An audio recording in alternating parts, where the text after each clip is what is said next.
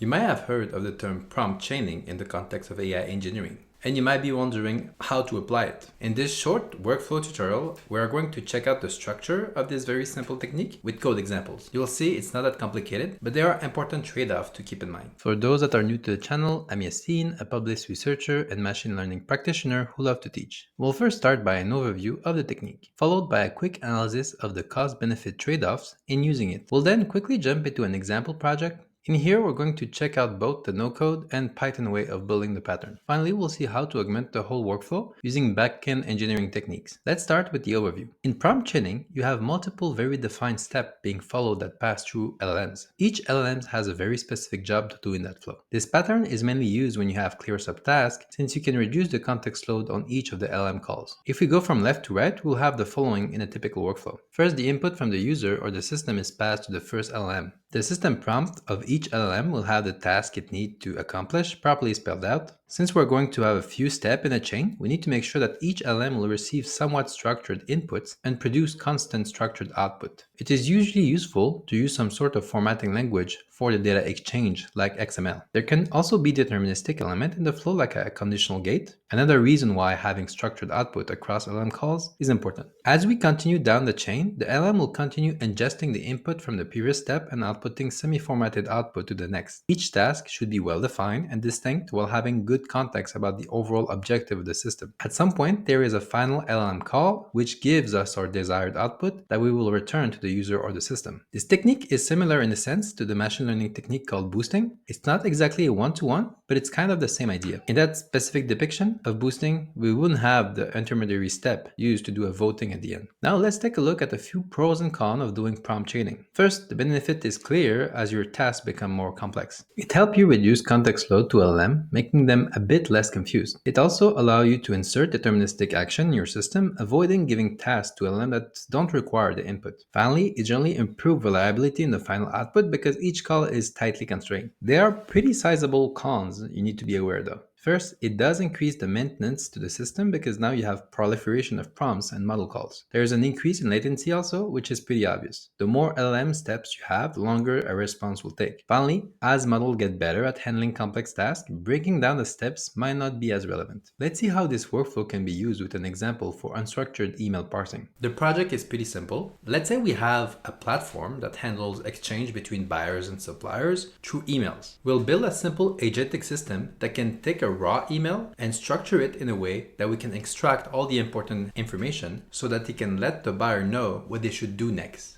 To do so, we'll use Rivet, an open source visual programming language from the folks at Ironclad, and we'll translate that flow into a simple Python script afterward. Here's Rivet. It's basically like a kind of flowchart type of a no-code system where you have, let's say, a bunch of elements, let's say this text element, and then you can wrap this into other things. There's a chat element with GPT-4o mini. So this thing is going to the prompt, and then there's another text that go into the system prompt, and then you can have output. AI engineering in general, there's a lot of this type of stuff because it's black boxes, right? It's like you have this nice black box, which is GPT-4o mini in this case, and then you need to route in and route out different element. At some point this breaks because like you don't have enough flexibility to do like all the stuff you want to do, but it's good for prototyping or just to visually see the stuff. So I have 3 examples here. So one with email processing with a single prompt, another one with email processing with a long prompt, and another one with a short prompt, right? The email, it's a fake email that I've made up. It's like a copy paste of a forward that somebody sent, let's say, to me. And you see, like, it's a bit hard to see in there, but there's like 2 people talking, and then one person responding to a query about like a purchase order that was sent out. The idea is that with this mess of information, we're gonna have the LLM extract all of the correct info. So at the end of the day, we have like an XML with the right structure. So there's 4 ways that I've done the first single prompt thing, just so that you see that there's many things you can do already at the single prompt setup in order to structure your stuff. So in this specific case, you see here we have 6 stages. So here's a system prompt. you're a pipeline processing system that takes in a raw extract of an email and output properly formatted XML. This email comes from exchange between a buyer and a supplier on a platform that is called RFQ Hub. It doesn't exist, but that's the thing. And then there's 6 steps that the thing need to go through. So here's like the output I want at the end. I want an XML with an email exchange. I want the title. I want the type of this thing. Is it the RFQ or PO? I want the ID of the PO or the RFQ. I want the number of participants involved in there without any of the automated information sent out being added in there. I want a summary, smart summary of what's going on. I want the next step, right? So what should the user do in this particular case? I want the exchange chunked by person. And there's a stuff in there, the role that the LLM need to infer if it's a buyer or a supplier that is talking. It's important here, the next step, which is like the culmination of this whole thing, need to be from the buyer perspective, not the supplier perspective. So there's some things in there that is important. The other thing that is a bit difficult is that this thing is in French. You see here, bonne journée, merci pour votre demande. I want to have this translated into English at the same time. So there's a bunch of stuff that like the system will need to do, and like I've pushed it to the point that like it's doing it but barely. So here you have 6 stages. You have a formatter, translation, tagger, ID analyzer, summarizer, and analyst stage.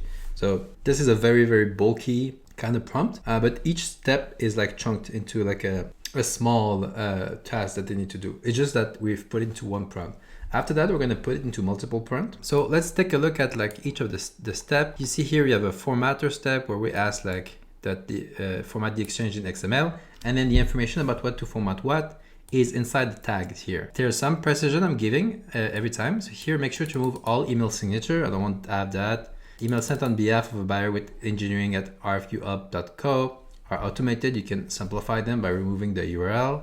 Whenever possible, replace this by the right buyer email contact. So because like they're using the platform, the email will be sent out by the platform, but it's them that decide to automate that. Translation is easy. So if it's in French, you translate it into English. If it's not in French, don't translate anything. Then I have a tagger, which is like finding if it's a RFQ or a PO based on the context. It's not always clear, but like based on the context. Then you have some precision. You can figure out if it's an RFQ by looking at the title, and don't change anything else but the type tag at this point. Then we have ID analyzer, which is in this whole thing. We need to find the ID of the RFQ of the PO. With this, we can do many things afterward, but we need that and we need to put it here. Next, we have a summarizer step. And in the summarizer step, it's a basic LLM task, which is to take in all of the content and then like summarize it properly. Right? Now, with all this information, it should be able to do it. And then we have the analyst step with all the context, like propose 2 to 3 bullet points in the next step section, what they should be doing. If there's no action, just say there's no action. And then I've done like 4 different versions of it. There's some where I have the formatter, translator, and analyst kind of step. So it's the same thing, but like kind of condensed. And I just put more information about what they need to do in the formatting step. That's the core idea. And then here is where I put more of the precision. I just like collapse them all together. And then I did it again a bit more aggressively with just like 2 steps, so formatter and translator, and then a bit more aggressively still with just like 1 step, which is like just in the formatter step also translate it. So we can run that and see how it goes. So we can see the output of each of them at the end. We're going to start with let's start with the simpler one. So if we look at the output of this, it's not too bad. We have the title, the PO, ID is good. It says that we have 3 participants, which is not the case. We have 2. And then the summary is like this guy sent a purchase order to this other guy for confirmation. Mike provided a submission for the request item and mentioned a multi-brand alternative. Okay. And then the next step is this: confirm the purchase order with this dude. If necessary, request modification to the order and review the submitted items and provide feedback. The next step are not too bad. But here we have 3 people, which is not the case. And then if we look at the other ones, there's not that much change. In this case, 3, it's a bit different. The next step are confirm the purchase order or request modification, review, communicate any further requirement for the matter. As we go up, they all seems to make the same kind of mistake here. See here, the next step is not that great. Here, confirm the purchase order or request modification as soon as possible. This is a very, it's a bit more than just that. So this one also messed up a bit. And then the big one with like all the information, same thing, confirm the purchase order or request modification as soon as possible. So they actually didn't provide the earliest one, March 6th. They provide the forwarded one. So it's still a bit confused about the forward here. So if we look at the prompt chaining version of this, it looks like this. It's the same thing. It's exactly the same thing. It's just that we unrolled it completely, right? Each element will go through an LLM. So there's an LLM over here. There's another LLM over there. And then there's like a if statement, so a gate that we're doing. And then if the thing is true, so it's in French, we're gonna do this here. Then there's another LLM over here for the tagger, the ID analyzer, and then the summarizer of the formatted exchange, and then the analyze part where we're gonna check out like the next step. So in theory, this should be a bit better, right? In terms of like performance of this stuff, right? In practice, it will be kind of similar because we're using GPT-4o mini, which is kind of good. But you'll see something worrisome here.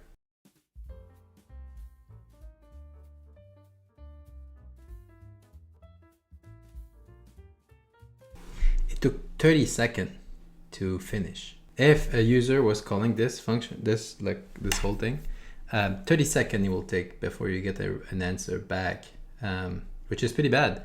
And there's many round trip that we're doing with like the API. So if we look at the output of this, I just removed the markdown here, but like the summary is good. The title, type ID, number of participant is nice. Jacob Bolzer sent an order to Mike Elzinger and requested confirmation or modification.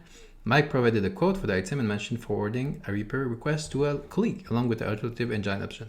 The summary is actually pretty good here because like the LM only had that to do. And then if we look at the exchange, we have the first one, this is the good one. So this is from the 6th, right? Before it was confusing the forward with the actual first message, but this one is the first one from this guy, Jacob Bulzar. And then the second one on the 7th is the actual message, and it's also the good one. And if we look at the next step here, it's pretty good. Review the code provided by Mike, right? So this is good because that's actually the task that you need to do. He sent you something, you need to review that. And then confirm the order or request modification as necessary, right? This is good. And follow up on the repair request with Jocelyn if needed. So it got caught that there was this other person, Jocelyn, that need to do that stuff. Because the next step, LLM call only has that to do. It only look at the previous, it only need to look at this input, right? This one, and then do the next step on that one. Not on like the big messy text that we had before, right? So it's pretty good. Like the quality of this is a bit higher than what we had previously, and it's all of the requirements. It takes 30 seconds though. So if you want to do it like on 100 emails, it will take a long time to go through if you have like just one of the processor. So you're gonna have to have multiple, so it's gonna cost a bit more to run that thing. Let's see a middle ground where we're chunking the task, but not as aggressively as this, just a bit less. So here we are, exactly the same setup, but instead of doing this whole thing, so we're going to do all of the formatting, the summarization in one call. And then on the second call, we're gonna do the analyst step, which require a bit more thought. We'll see if we're gonna get a better quality here. The runtime for this is 11 seconds. So it's 3 times less than the long chain that we had previously. And if we look at the output here, so here what we have the title, the type, ID, number of participant, a good summary again. So Jacob Bulzar sent us purchase order to this, requesting confirmation of modification. Mike responded with a submission request. Transfer request to a colleague. So this is good. It's the same thing as the previous one. We'll see if they got it, if they got right. The date, no. The date, they didn't have it right. So this is the second email. So this is the first one. So still some issues on this part. But the next step review is good. So review the submission provided by Mike, confirm, and follow up with Mike regarding the repair request and the alternative motor option. It's still struggling a bit with the forward, which it takes as the actual message from the buyer, but the other one is not in that specific setup. But it's better quality than we have in the middle ground. There's still some work in here to refine it a bit. Maybe here in making like this system prompt a bit better, a bit more concise and everything. Next step is good enough, but that's what we have at the moment. So here we are in the Jupyter notebook. As you see, there's We have put some important information in an environment variable over there.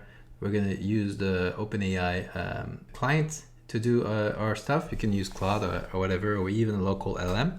But what it's going to do, it's going to be like the same kind of flow. We're going to use the two-step prompt chaining that we've seen, and we'll see what you're going to see. We're going to get exactly the same result. So usually when you're done with the flow, you can sometimes it's fine if you use like something like Flowwise or Crew AI and then route the calls over there. But if you want to have a bit more fine-grained control about like how this thing is running, you can do it directly on with Python or JavaScript. So as this thing, we're going to get more complicated. You can have like helper function that can do and process all of the chaining. But here I unrolled it so that we can see it clearly. So here we can run that. And then here's the email prompt. So this is the input, right? And then the first step prompt that we're going to use is this one from the thing that we've done with the tagger, the ID analyzer, and the summarizer. And then like you just have to do a call like this and you should be good to go. What you get out of this is just like an XML, right? You can format it a bit to be able to see it. It looks like this. So you have your email exchange, title good. Summary is the same thing as before. It shouldn't change much because we haven't changed anything at this point. It's exactly the same. And then we have the message, one from the 7th and another one from the 7th. So again, it's not taking the message from the 6th into consideration. Okay, and then the second step is this one with the analyst step. And we're just gonna set up the next step properly. And then again, you just do a call over there. If you had multiple calls, like I said, you just make a function that will run through each of the step one after the other. The longer your prompt chain, the longer this thing will take. Final result over here. And the next step is review the quote provided by Mike, confirm the purchase order or request modification based on the quote, and await the response regarding the repair request from Jocelyn. So these next steps are pretty good. The only thing that is missing here in this particular case is the fact that the forward message is not really clear who sent to what. And one of the problem with this is that you have to explain in natural language this particularity. But if you look at the email, there's actually, it's very easy. There's a header that is saying that this is the forwarded message. So you should maybe not take this part into consideration and only take the earlier one into consideration. Let's discuss now how to improve this technique with the sparkle of backend engineering. I've said it already in my newsletter, but it's worth mentioning again. AI engineering has a lot to do with backend engineering. The best AI engineer I know have a backend background. The main reason for this is that you can simplify a lot of the uncertainty around what the LLM need to do if you're already kind of good at gathering the information from different sources and then structuring the input output to different systems. So if we use a bit of backend logic here, there's a lot of the stuff that we've done in our system that are absolutely not useful at all. For instance, like going from a raw text to an XML, you don't have to do that. You can go from the AML and then directly from an XML. So the EML is a way for the email clients to be able to read an email and structure it properly because they all have the different ways of structuring it. There's different type of file extension depending on where you're at. But like there's already an inherent structure. So if there's an inherent structure into the data that you're working with, like leverage this prior to using your LLM for a particular task. So here, a better idea would be to extract information into an XML from the EML, right? You extract it and then you populate as much as possible in there. There's stuff that you cannot populate because it's contextual. The ID might be hard because it's in the context. It's not necessarily directly shoved into a system, and you can't translate here like automatically. So this is why that you should, after that, do the unstructured info to structured with the LLM, because this is easy and there's already a structure to work with, right? A structure that you know 100% is good because this part is deterministic here, right? This thing over there is fully deterministic. So you format the remaining with the unstructured info into the LLM. For instance, like this ID, you pick it up. This thing, the PO, you pick it up. And then this is the part that like you should leverage if you have backend kind of knowledge. If there's a database somewhere in your stuff where you can get more information, right?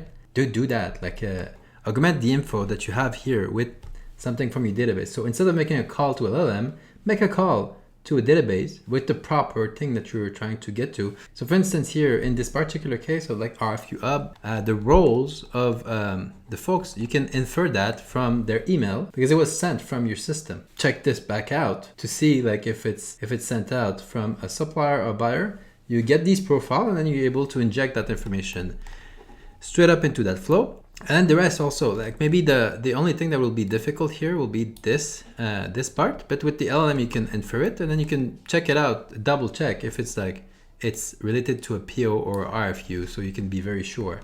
Just by augmenting the info with the database, it's going to be much better output because now you're going to have like a good context about what's happened. At this point, right, like the summarization will be much better because the information you're sure they're crisp and you can add them over there. And the next step will be much stronger because all the information above are true and good. And that's it. So like it's the same two-step that we've discussed, right? But we've stripped down some of the things and then we moved them to some already structured information that we had. So like this is important. If you have structured information, right, leverage deterministic algorithm first and foremost, and then like reduce as much as possible what your LLM needs to be doing. And at this point, you'll have much stronger result because the LLM will have way less to do. And that's pretty much it. I've put a few resources in the description if you're interested in knowing more about this pattern. I highly recommend the Data Camp article and the one from Entropic. They have a lot of code snippet in there too. I hope you enjoyed the video. Don't forget to like if it was the case and leave a comment if you have any question. I'm here to help. Have a great week everyone and see you in the next video.